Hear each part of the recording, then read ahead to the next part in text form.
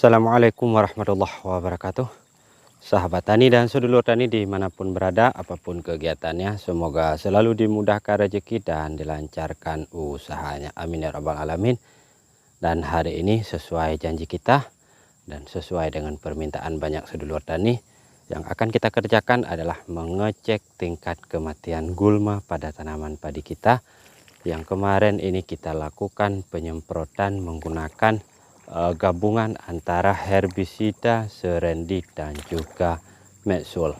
Nah, banyak yang berkomentar bagaimana hasilnya Bang, bagaimana hasilnya dan apakah ada efek untuk tanaman padinya. Dan sekarang waktunya untuk kita melihat secara langsung lebih dekat tanpa ada yang kita sembunyikan. Namun sebelumnya sedulurku Sedaralun, jika Anda berkenan dengan cara kami menyampaikan video, jika Anda tertarik dengan channel kami, silakan mendukung kami, subscribe ke channel kami dan komentari jika ada hal yang perlu dikomentari, serta bagikan video ini sebanyak-banyaknya. Baik, terima kasih sebelumnya bagi Anda yang sudah bergabung dan berpartisipasi. Nah, sedulur tani, demikian penampakan yang terlihat tentang kematian gulma di tanaman padi kita. Ini real apa adanya, dan kemarin ketika kita lakukan penyemprotan itu gulmanya ada di sana. Yang kemarin kita tunjukkan itu tepat ada di sana dan kita cek saja ke sana. Nah, sambil jalan kami informasikan bahwa untuk penyemprotan herbisidanya kemarin ini dilaksanakan lebih kurang sekitar 10 atau 12 hari yang lalu, dan sengaja tidak kami update terlebih dahulu untuk memastikan apakah benar-benar gulma ini tidak mati. Maka kami tunggu sampai hari ini, dan hari ini penampakannya ya seperti ini. Memang kualitas tingkat kematiannya sangat buruk, artinya masih banyak sekali gulma-gulma yang seperti ini yang masih tertahan di tanaman padi kita. Perhatikan, luar biasa. Jangan perhatikan serangan ulatnya, karena hari ini fokus kita adalah untuk pengendalian gulmanya. Nah, perhatikan secara keseluruhan memang seperti ini. Artinya jika kita ingin mengambil kesimpulannya, maka penyemprotan herbisida kita kemarin untuk pengendalian gulma ini adalah gagal. Ya, tepat sekali sahabat tani, kita gagal melakukan pengendalian gulma menggunakan herbisida kemarin. Perhatikan, masih segar bugar, malah dia tumbuh dengan lebih cepat. Nah, seperti ini. Ini tidak ada yang kita sembunyikan, dan beginilah keadaan yang terjadi di lahan kami. Nah, terlepas daripada tingkat kematian yang seperti ini, sekalipun mungkin pada beberapa bahagian terlihat gulmanya jadi lebih bersih, namun di sini perlu kita sampaikan juga bahwa pada saat penyemprotan kemarin mungkin gulmanya juga tidak terlalu banyak, berbeda dengan areal yang ada di sekitaran sini. Di sini memang kemarin gulmanya cukup banyak sekali, dan kemarin juga kita tampilkan di video pada saat melakukan penyemprotan herbisidanya. Nah, apakah herbisidanya yang kemudian ini benar-benar tidak bekerja, atau ada cara-cara yang salah dari penyemprotan yang kita lakukan kemarin? Pertama sekali, untuk herbisidanya mungkin tidak salah. Tidak ada keraguan dari herbisida yang kita pergunakan. Mungkin sekalipun banyak juga keluhan-keluhan dari herbisida yang kita pergunakan itu memang saat ini sudah mulai kurang ampuh untuk penanganan gulmanya. Nah, di samping itu ada yang kemarin melihat video kami kemudian berkomentar bahwa pada saat kami melakukan penyemprotan itu kan kami menggunakan nozzle sprayer yang model kabut. Nah, kurang lebih modelnya seperti ini yang kami pergunakan kemarin. Itu ada komentar yang masuk bahwa untuk penyemprotan herbisida tidak cocok, tidak tepat, tidak efektif jika menggunakan nozzle kabut seperti itu. Namun sebaiknya untuk penyemprotan herbisidanya menggunakan nozzle kipas.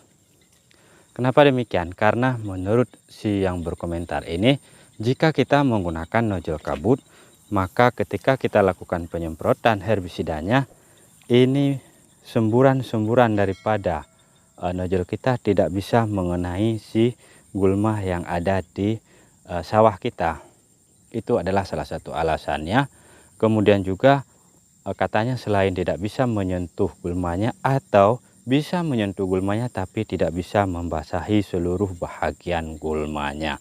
Maka oleh karenanya disarankan ketika kita melakukan penyemprotan herbisida itu menggunakan nojol kipas katanya, kata dia, dan itu tidak salah menurut dia. Sementara menurut kami herbisida yang kita pergunakan untuk pengendalian gulma pada tanaman padi seperti ini adalah herbisida sistemik. Artinya herbisida sistemik itu kita tidak perlu menyemprotkan atau membasahi ke semua bahagian daripada gulma ini.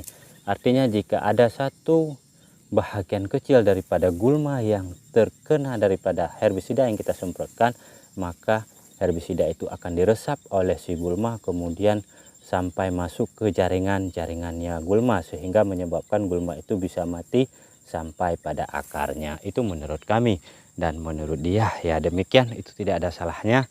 Dan bagaimana menurut pendapat sedulur tani yang lain, silahkan berkomentar. Nah seperti ini. Apakah kami kecewa dengan hasil ini? Ya kecewa lumayan. Apakah kemudian ke depannya kita akan kembali mempergunakan herbisida itu? Mungkin jawabannya tidak, karena kita kembali kepada saran teman-teman kita bahwa untuk pengendalian gulma, pengendalian hama pada tanaman padi yang seperti ini diwajibkan untuk mengganti herbisida dengan bahan aktif yang berbeda. Maka ke depannya mungkin untuk penyemprotan di sini kita memilih menggunakan herbisida dengan bahan aktif yang berbeda. Lalu selanjutnya sahabat tani, apa kesimpulan kami mengenai herbisida Serendi dan Metsul yang kita pergunakan kemarin? Ini berkaca dari pengalaman tetangga kita yang di atas sana, punya abang kita yang di atas sana. Dia melakukan pemberian herbisidanya tepat pada saat proses pemupukan. Artinya herbisida serendinya itu dicampur dengan pupuknya lalu ditaburkan, dan tingkat kematian gulmanya jauh lebih baik. Nanti kita perhatikan saja. Dan begitu juga pengalaman teman-teman kita di sini yang mengatakan bahwa untuk herbisida serendinya saat ini lebih efektif jika dipergunakan bersamaan dengan pupuk. Artinya penggunaan herbisida serendi bersamaan dengan pupuk itu akan memberikan hasil yang lebih baik jika dibandingkan dengan penyemprotan seperti yang kita kerjakan ini. Dan apakah hasil buruk ini benar-benar karena pengaruh daripada nojol yang kita pergunakan? Ya, itu juga menurut kami adalah sesuatu yang perlu kita kaji ulang, perlu kita coba ulang. Dan kemudian sedulur tani, untuk gulma yang masih tersisa ini nanti kita bereskan saja dengan cara cabut manual. Kita minta nanti teman-teman atau tetangga kita yang mencabutnya. Karena apapun cerita gulma ini ya resikonya dia ini memang wajib dicabut agar tidak mengganggu proses pertumbuhan padi kita. Nah seperti ini. Dan demikian saja sahabat tani yang dapat kami laporkan, yang dapat kami sampaikan hasil akhir daripada penggunaan herbisida untuk tanaman padi kita kali ini. Silakan berikan komentarnya, silakan berikan masukannya. Nanti kita coba perbaiki dari setiap kesalahan yang telah kami pergunakan. Baik, kami cabut diri. Terima kasih banyak atas perhatian, atas waktunya, dan semoga kita bisa berjumpa kembali. Bye bye. Assalamualaikum warahmatullahi wabarakatuh.